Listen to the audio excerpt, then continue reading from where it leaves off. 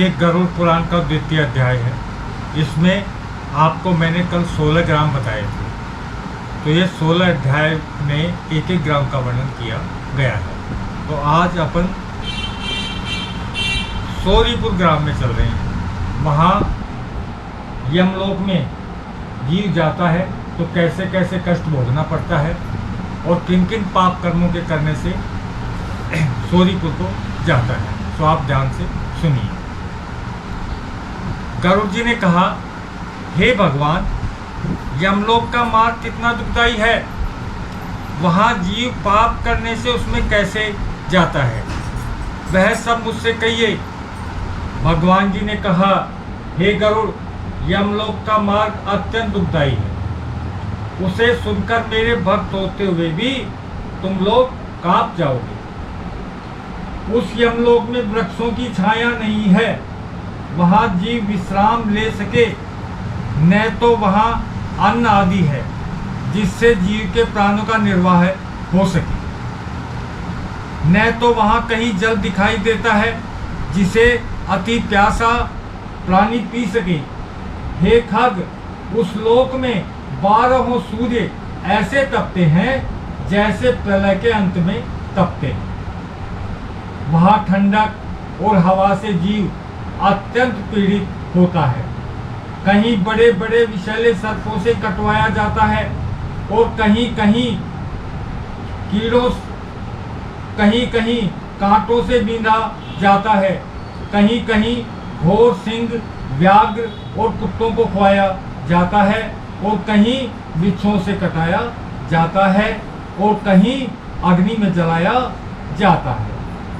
इसके बाद एक असी पत्र वन है जिसका विस्तार 2000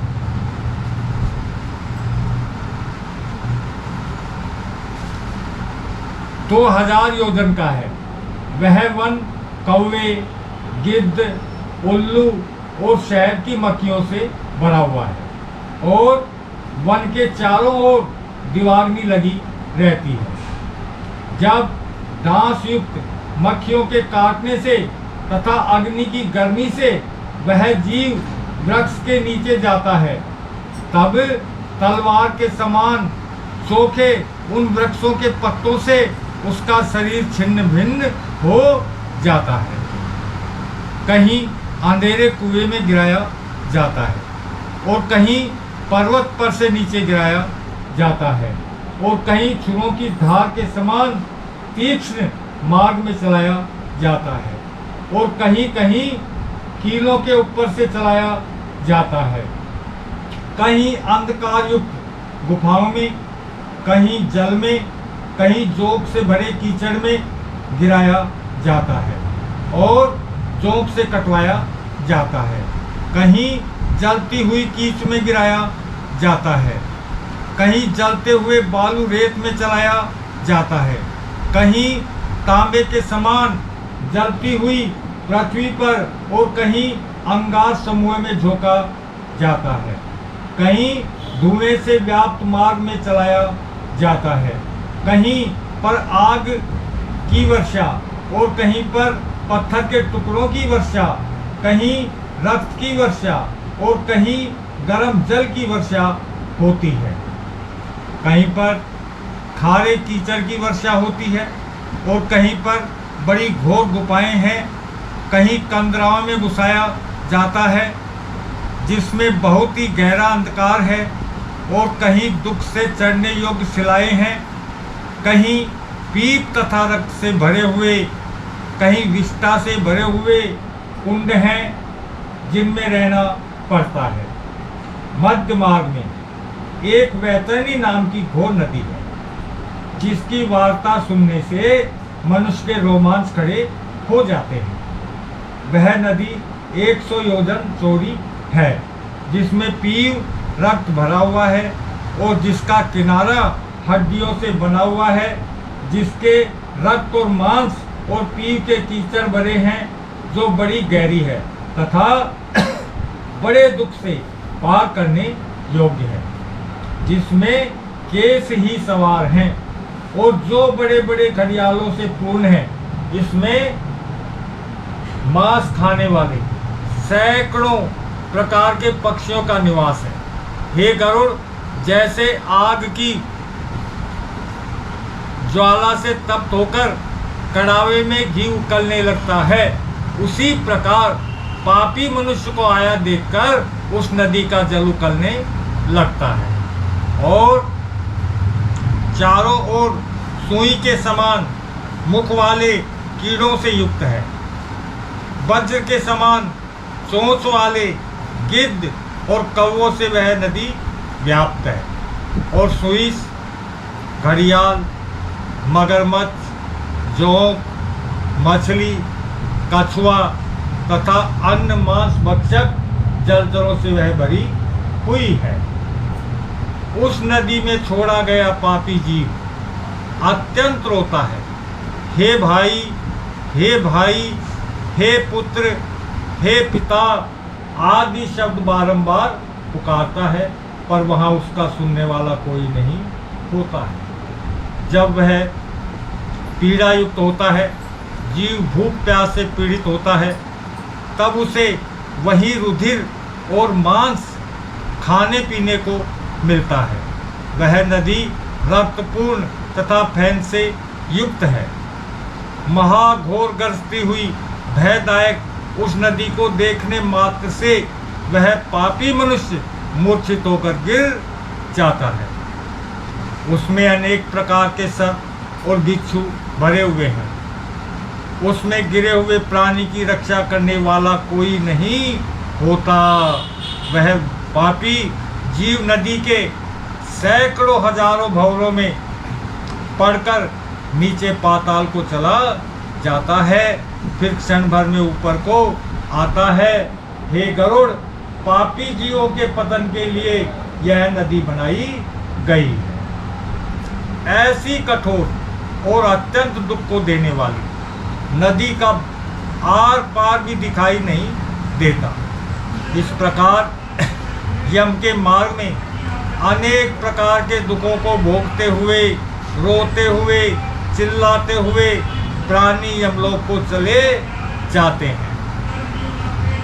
किसी को फांसी में बांधकर, किसी को अंकुशों से खींचकर, किसी को शस्त्रों से बेंधते हुए यमदूत पापियों को यमलोक ले जाते हैं। यमदूत किसी को नाक में डोरी डालकर, किसी को कान में डोरी डालकर, किसी को काल पास में बांधकर, किसी को कौवों के समान खींचते हुए पापियों को यमलोक ले जाते हैं।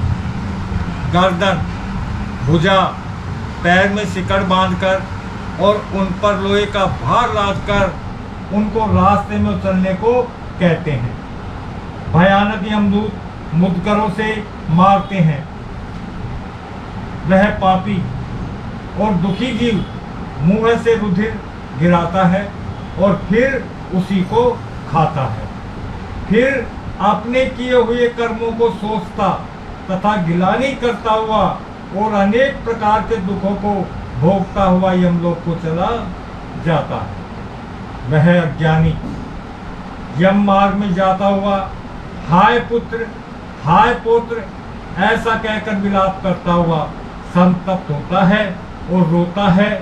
मन में सोचता है कि बड़े पुण्य से मैंने मनुष्य जन्म पाया, उसको पाकर मैंने कुछ भी धर्म नहीं किया, न कुछ दान किया, न कभी अग्नि में हवन किया, न कभी तपस्या की, न कभी देवताओं का पूजन किया, न सविधा तीर्थों की सेवा की। इसी से हे शरीर अपने किए कर्मों के फल को भोगो।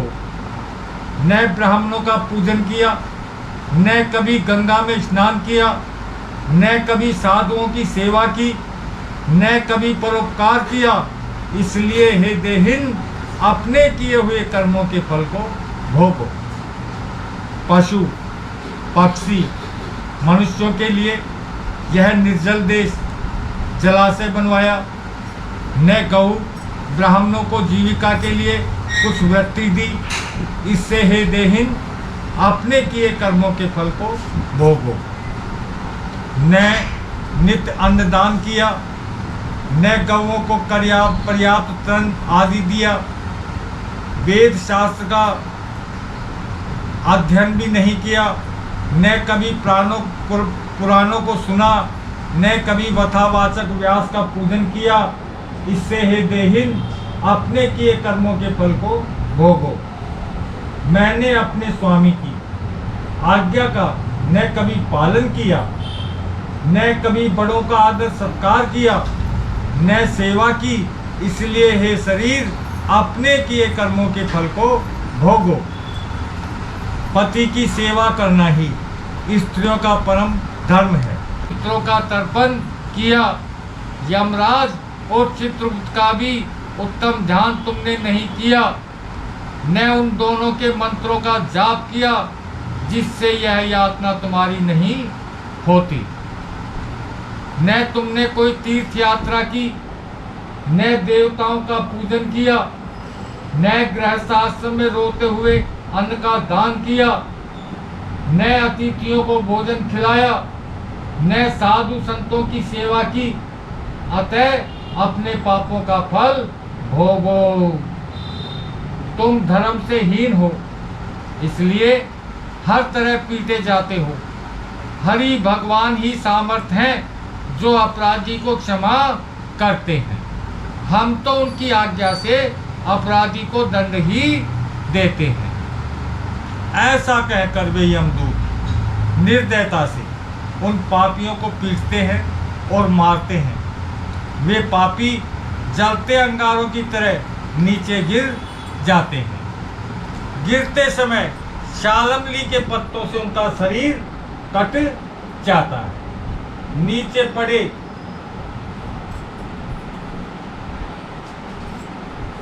हुए उन पापियों को कुत्ते खाते हैं।